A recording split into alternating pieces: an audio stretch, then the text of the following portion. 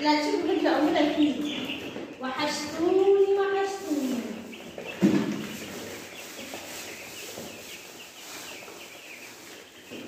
طبعا لسه صاحية وقلت ايه انزل افطر البط والكتاكيت، هوريهم لكم عن قريب دلوقتي.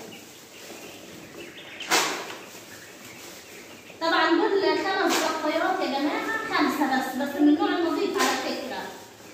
حطوا بس كده ايه لايك للفيديو يا جماعة، ده على البط على فكرة.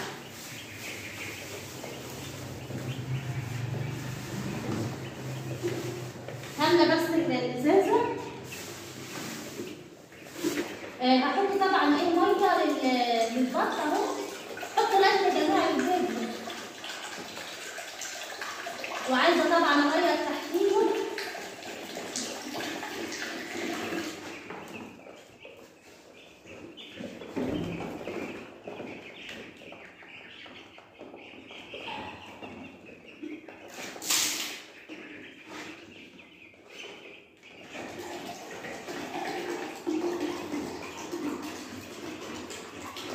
عايزة اقول لكم يا جماعة الكتاكيت رخصت قوي قوي.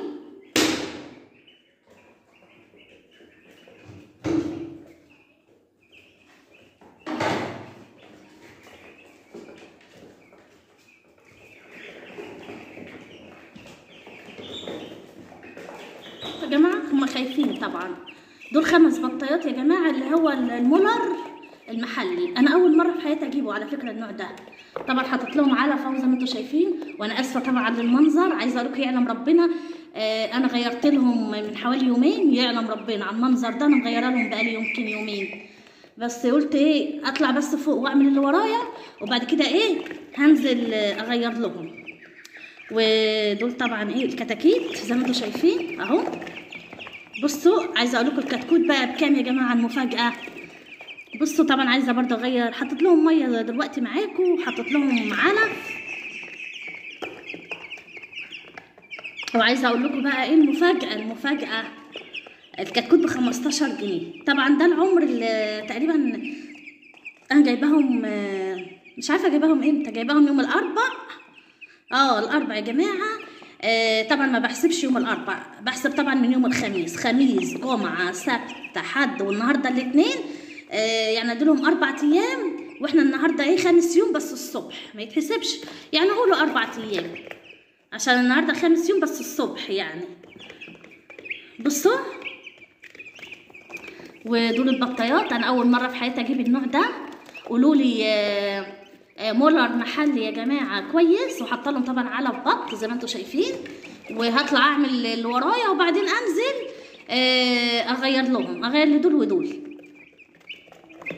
اللي وصل معموله لحد هنا اللايك. وطلعت طبعا ايه اصبح عليكم واقول لكم صباح الفل على عيونكم، صباح العسل، صباح السكر، صباح كل حاجه حلوه.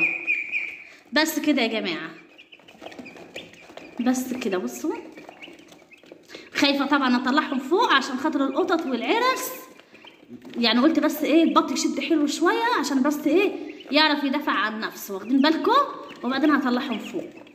يلا حبايبي طبعا اشوفكم على خير في فيديو جديد وروتين جديد، وباي باي. هطلع بقى اشوف اللي ورايا، واطلع ايه هشوف. كنت هفطر يا دوب بس شربت كوبايه شاي بلبن. يلا حبايبي باي.